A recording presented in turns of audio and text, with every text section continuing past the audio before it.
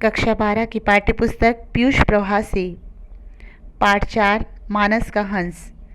लेखक परिचय। अमृतलाल नागर ने लगभग आधी शताब्दी तक अपने सक्रिय लेखन से साहित्य जगत को गौरवान्वित किया। उनका व्यक्तित्व बहुआयामी था। आपने हिंदी गद्य की लगभग समस्त विधाओं में लेखनी चलाई। प्रमुख रचना इस प्रकार है: उपन्यास, बूंद और समुद्र, सुहाग के नुपुर, अमृत और विष, एकदा, नैमिषारण्य, मानस का हंस, नाच्यो बहुत गोपाल, खंजर नयन आदि। कहानी संग्रह: वाटिका, अवशेष, एटम बम, पीपल की परी, एक दिल हजार अफसाने आदि। अन्य: चैतन्य महाप्रभु, साहित्य और संस्कृति, चकलस, हमारे युग निर्माता, सतखंडी, हवेली का मालिक आदि। पाठ परिचय। मानस का हंस गोस्वामी तुलसीदास के जीवन पर आधारित उपन्यास है। संकलित अंश में तुलसीदास का अंतर्द्वंद, तत्कालीन समाज की मनस्थिति तथा रत्नावली की त्यागमयी प्रतिमूर्ति का दिग्दर्शन होता है। इस अंश में तुलसीदास राम भक्ति के शिखर पुरुष के रूप में प्रतिष्ठापित है। उनके हृदय में रत्नावली के प्रति स्नेह के साथ उसके परित्याग का पश्चाताप भी है। लोक कल्याण के लिए वे वैराग्यमय जीवन का अनुसरण करते हैं। उनके मार्ग में रत्नावली बाधक नहीं बनती, बल्कि तपस्विनी भारतीय नारी के समान उनका साथ देती है। वे प्रबुद्ध और तर्कशीला है। संपादित अंश में तुलसी रत्नावली का स्वांद मर्मस्पर्शी है। गोस्वामी जी लोलार्क कुंड के मठ में भगवान श्री कृष्ण की आरती करते हुए कृष्ण भक्ति का एक पद गा रहे हैं। मठ के आंगन में संभ्रात भक्तों की भीड़ है। सभी उनके भजन पर मुग्ध है। आरती के बाद दर्शनार्थियों को गोस्वामी जी कृष्ण भक्ति का महत्व बतलाते हैं। सभी अवतारों के प्रति श्रद्धा प्रकट करते हैं। जाकी रही भावना जैसी, प्रभु मूर्ति देखी तिन तैसी वाली अपनी चौपाई का भाव अपने प्रवचन में निरूपित करते हैं। शिव के गुणगान करते हैं।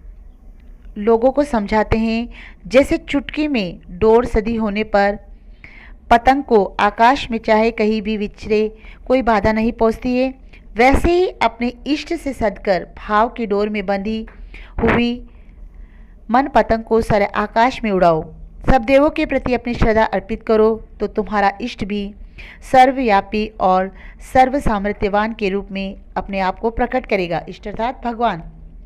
भक्त गए, एकांत हुआ, अपना प्रवचन आप ही खाने लगा। हे राम जी, मैंने सब कुछ किया और कर रहा हूँ।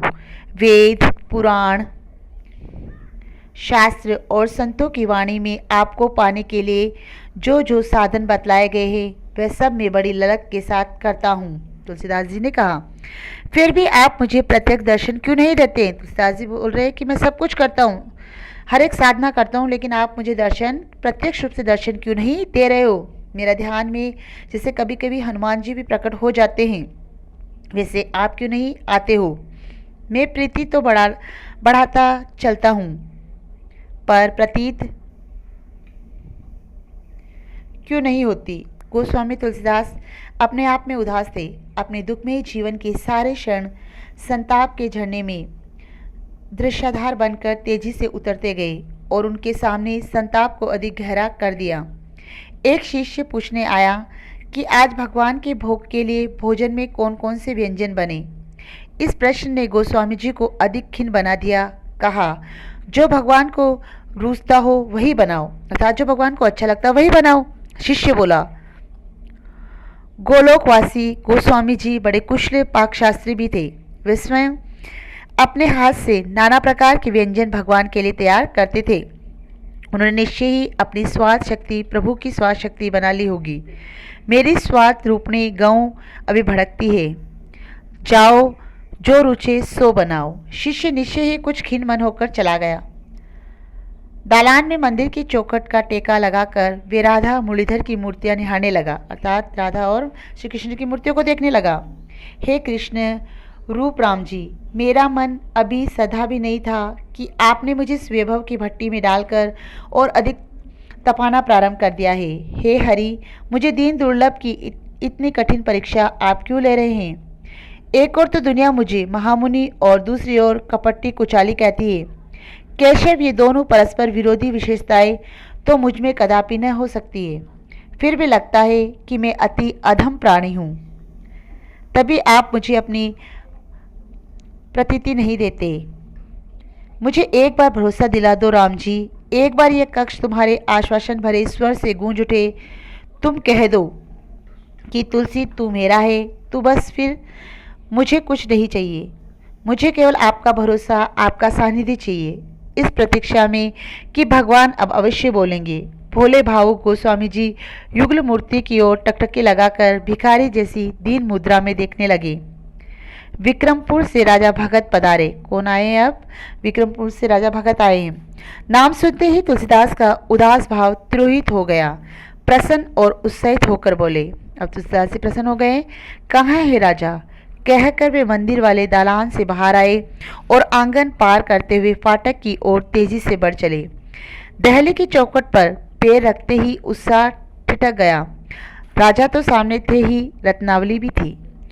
उनका तपोपूत मुख पहले से अधिक दिव्य लग रहा था। रत्नावली ने एक बार पति की आंखों से आंखें मिलाई। राजा भगत दाढ़ी केश विहीन तुलसीदास के नए रूप को चकित दृष्टि से देखते हुए हाथ फैलाकर आगे बढ़े। अरे भैया, तुम तो एकदम बदल गए। परंतु तुलसीदास का उत्साह अब ठंडा पड़ चुका था।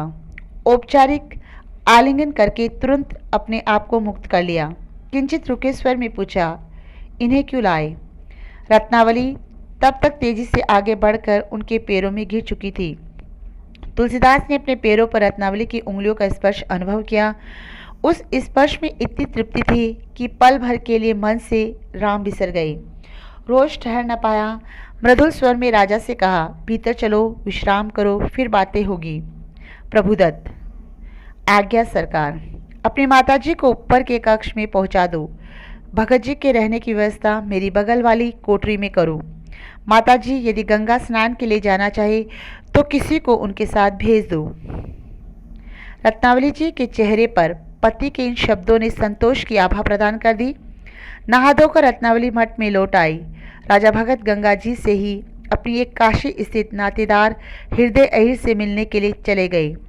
मठ के सारे शिष्यों और सेवकों को तब तक मालूम हो चुका था कि गोस्वामी जी की पत्नी आई है। सभी उनके प्रति अपना आदर प्रकट कर रहे थे।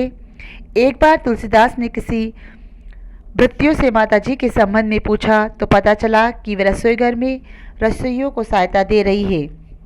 तुलसीदास के मन पर संतोष के भाव ने छाना चाहा पर छा न सका, लेकिन किसी प्रकार का असंतोष भी मन में न जगा।